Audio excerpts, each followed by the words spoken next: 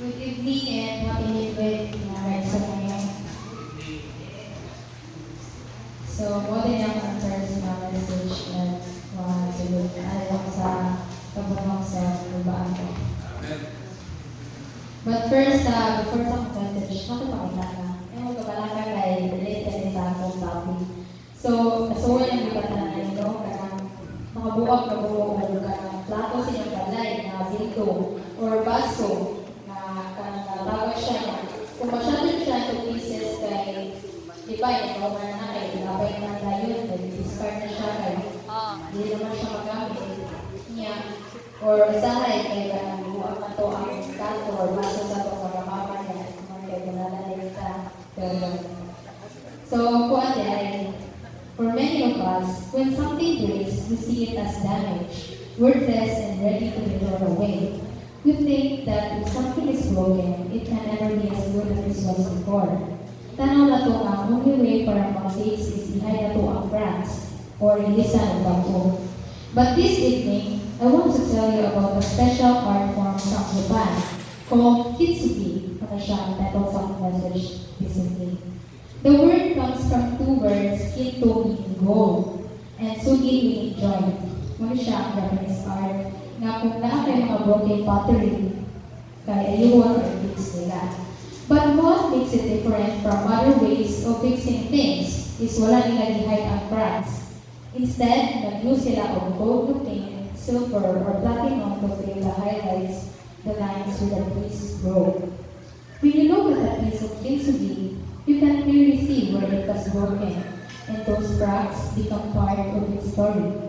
Instead nga, lain mo, batik siya ng awon, mas inibot mo siya. Kay, unique man siya kasi sa before siya nagawa. Ang question ako recently, guys. Have you guys been broken in life? Yes. Kung kita tanan ko, kaya nakasuhan kita o broken in many possible ways. Family problems, financial, so pag-survive sa way. But kabalo ko, it's a blessing in disguise. Nako story. Sa Japan, na yung isa kalalaki na siya treasured na bowl. Niya, kaya buwak man to, natagod sa loop niya, magkatag ang iyang mga pieces. So, dali-dali siya na to sa ka kintsugi master, or ang ayuhay pa. Ana siya, please, ayuwang akong treasured bowl para wala yung makatalong nalatagap or nabuwang kini. Ana sa namang ayuhay, sige, balik ko pa. Pero, wala siya naminaw sa lalaki. Giyon sa masakit si master ang broken bowl. Iyan, giayo. Giayo niya, pero gi-highlight niya ang mga cracks sa bowl using gold paint. Pagbalik sa lalaki, naglabo siya. Kaya nga nung ipakita sa Kintsugi Master ang cracks sa bowl na hindi sa buwan ng tato para hindi makita ang cracks. Batana ang Kintsugi Master, one day he will understand. Naguhol siya maniuli, dalang niyang bowl. Pero, pag-abot niya sa balay, niya nibutang sa lamisa. Niya na-shock siya kay tanan niyang family members, kaya na-amaze sa kung sa ka-special o kainig sa bowl niya niya nibutang sa lamisa. Niya, dito ko na-realize na Kintsugi is not just a way to produce pottery. It is a powerful picture of how God works in our lives when we are broken. Parehas sa broken bowl kay kita na naka-experience of cracks and breaks. Nakasuwali ka of pain, mistakes, heartaches, and failures. Kung mga panahon na we feel shattered. And just like that Kintsugi artist, God does not throw us away. He does not ignore our brokenness or pretend it never happened. Instead, He takes our broken pieces, repairs them, and makes us more beautiful and valuable than we ever could on our own. Nalimutan mas better pa kung mas strong kaysa sa atong past self. This evening, we are going to look at two main ways Kintsugi relates to God preparing us.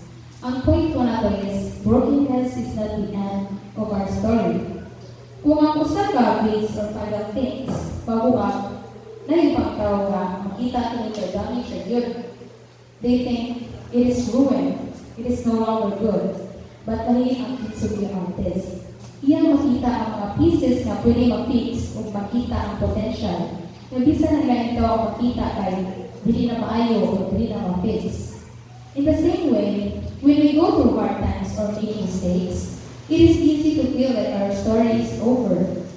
Maybe nga nakakainabuhan nga regret ka deeply, maybe you have been hurt so many times na tanong mo dili na ka ma-heal. Or maybe you feel weak, damaged, and like you are not good enough to be used by God. You might think, I am so broken. There is no way God can use me now. But, found in Psalms 34 verse 18, the Lord is close to the brokenhearted and saves those who are crushed in spirit. Ang Ginoo wala nagtanaw sa atong brokenness. Kung dili siya moingon nga, you are too damaged to fix. Instead, upaluhol siya kanato ug makita atong every crack, every scar, every part of our lives na broken tungkol sa sala o kasakit. And just like the things of the artist, he takes all the pieces, even the smallest and most difficult ones, and puts them back together. Think about what happens when the artist prepared the pottery. He does not ignore where it broke. He does not try to make it look like it was never broken. He uses the gold to mark those lines, so everyone can see what happened. In the same way, when God prepares us, He does not erase our past. He does not pretend we never made mistakes or never went through hard times. He takes those experiences and uses them as part of who we are becoming. Our brokenness is not the end of our story. It is just the beginning of a new chapter. Point 2. God uses our broken places to show His glory. Usa sa isinde nga po sa Kinsugista na cracks kay mo ang iyang nakaka-special niya or unique siya tanaw kay kung tanawin ko siya before siya napuak kay simple naman siya pero ikan siya napuak kaya gamit niya siya using gold paint kay mas nagigod siya mas unique kay stand out man siya na siya din ang story. It shows strength, beauty, and value that it could never have been if it had never been broken at all. This is exactly how God works in our lives. Kung buot na niya wala kay problema, dali raw na makaya na ito tanan. But when we are broken, kung ma-realize na ito dili na ito kaya, that is when we turn to God. That is when we let Him work for us.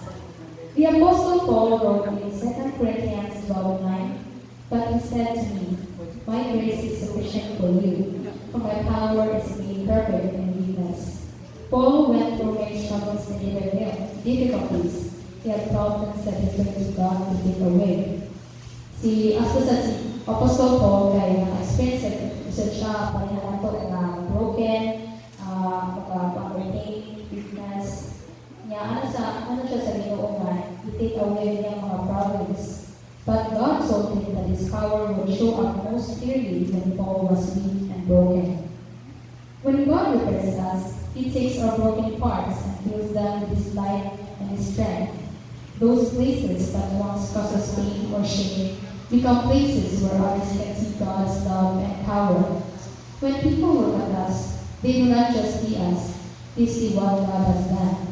So, the broken time and ayaw pa niya, ang mga tao ka makita sa itong kuan mga na-experience kayo, dili kita nakita nila kasi isa ka maayo, isa ang mabuhat sa Ginoo. In the same way, they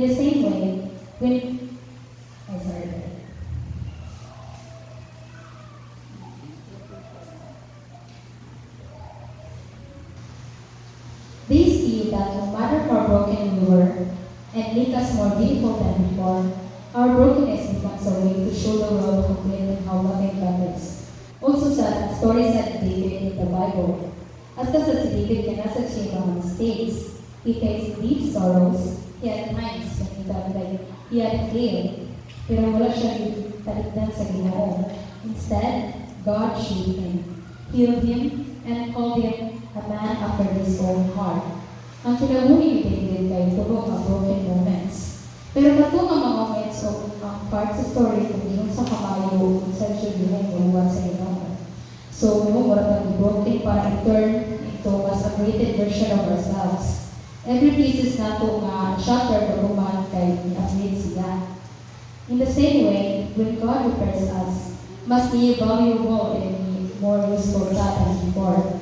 Nakabalutaw mga butang na dili na to may balaan kung wala tang na-broke or wala tang agianak nga pagsulay. We develop compassion for others who are hurting. We understand grace better because we have received it ourselves. We learn to trust God in ways we would never have in life have always been easy. Remember that nga katong ngayon ko nga blessing siya in disguise. Because the very thing nga mao'y nag-break na to, no, is mao'y sa mga tabang na to nga comfort sa lain tao nga nag-experience sa atong pain. Murag na sa tayo purpose na nung mag-broken. Nya para sa dati mo gi-comfort ang dili mag-pain nga siya ra ang naka-experience ana nga nag-experience o mag-comfort sa nimo siya. And lastly, when we are broken and shattered to pieces, let's surrender our broken pieces to God. Because He is the ultimate healer and the kintsugi master of our life. That's my message and happy to be doing